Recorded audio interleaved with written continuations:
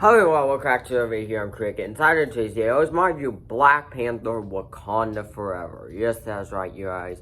I went and saw this movie the other night, so let's get into the review. First, I'll talk about the things I liked about this movie. Now, first off, they did an incredible job with the emotions. Like, this movie, it is a tribute with Chadwick Boseman. Most people have liked this movie, but I've heard a few fans say that they've been disappointed because maybe like Soups, probably because they were expecting some cameo fest. No, this isn't like that. This movie it's a tribute to Chadwick Boseman. Come in expecting that. Also, they handled his death phenomenally. It opens up with his off-screen death. I'm not gonna say, that was a mild spoiler, but I'm not gonna say any more about how he died or nothing like that. And then with his funeral, just such a powerful moment in this movie, and the ending too was very satisfying. There was a mid-credit scene, which is very cool, but definitely different. The mid-credit scene could point towards the future, but is more of a tribute to Chadwick. So yeah, so also, this movie really fixed Phase 4's biggest problem, which was it feeling too rushed. This felt like Phase 3 again, like this is the best feeling I've had watching a Marvel project since No Way Home. This movie was not corny. Like, they really didn't have a lot of humor in it either, and 2 hours and 41 minutes, you may say that feeling, but this is a movie that needs a lot of development with handling the death of Chadwick, so I think this film was longer for the better. For me personally, it's better for it to maybe feel a bit slow, but at least actually take time to develop these characters than feel rushed. There's actually a lot of... This movie really felt like Phase 3 again. Namor is really a great villain, great action, character development. Really felt more mature. Like, some MCU films are meant to be funny, like Deadpool, Guardians of the Galaxy, but no, this movie didn't feel rushed either, and it was 2 hours and 41 minutes. It didn't feel any longer than that at all. It was something like the Batman, it felt a bit longer.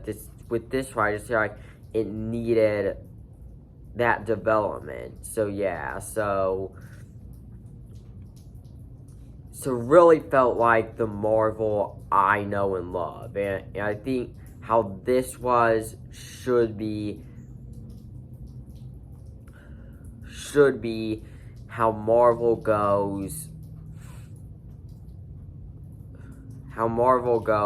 going forward. And yeah, Namor is a great villain, not the very best in the MCU, up there for sure. His development was very cool. Probably the best in Phase 4 outside of Green Goblin, and because the Phase 4 has kind of been lacking good villains. I mean, Gore was a little underwhelming, to be honest. I was expecting him to be a top tier MCU villain, but Namor was... his development was just great, and most of the characters' development, Shuri truly had great development, and yeah, so overall, this really had some great action too, and I was on the boat where I felt they needed to recast T'Challa. I was like, they need to recast him. Someone else can just live up. But now, after watching this video, I changed my mind a little bit. There is a new Black Panther. I mean, it's kind of revealed in the trailers. There were a couple. I mean, there were some surprises in this movie. Like there was one moment. There was one brief moment that got where my theater reacted to it. So there were some surprises for sure, but there were a couple of things that were in the trailers that were still cool to watch in the theater, but I felt like they should have been saved for the theater,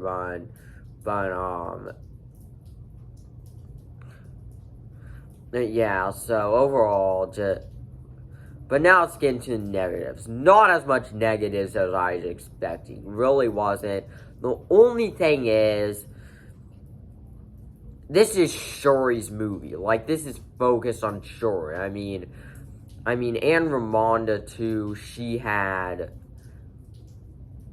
but it was mainly focused on Shuri and kind of just sideline the other characters, like M'Baku. Like, he is one of the best MCU side characters in my opinion, but he was very sidelined and got very little development and screen time. They just mainly put the focus on Shuri. They mainly put the focus on Shuri, like this was horror movie, like this was Shuri's movie, and while she's developed great, I still feel that characters like M'Baku, like they kind of did M'Baku wrong with this one. So yeah, so overall, this is a great movie. Top 2 Phase 4. I mean, like, I'm really glad I walked out of this movie loving it, because Phase 4 has kind of been a little underwhelming. Like, I walked out, I think fans overreact. I mean, especially something like Multiverse of Madness, like, that had cool aspects in it, but I did walk out both Thor: Love and Thunder and Multiverse of Madness kind of feeling, that really wasn't the experience I wanted. But this movie, I was like, okay, that felt like the Marvel I know and love again. So overall, this will be getting an A- rating. I'll give it a 9 out of 10, and overall, this is one you should see. Like, if you maybe haven't been to Phase 4, pass on some of the projects that hasn't been great, then go see this movie. Then go see this movie. They did not miss the mark on this one, and such a satisfying ending to Phase 4, and I really hope more of these Marvel movies just feel like good Marvel movies, not rushed. This really didn't have a lot of forced humor either. Kind of the big Phase 4 problems just did not play a part in this movie, which is why it's so good. It did what it needed to do, and yeah, so thanks for watching. Make sure to like, comment, subscribe, and I'll see you in the next video.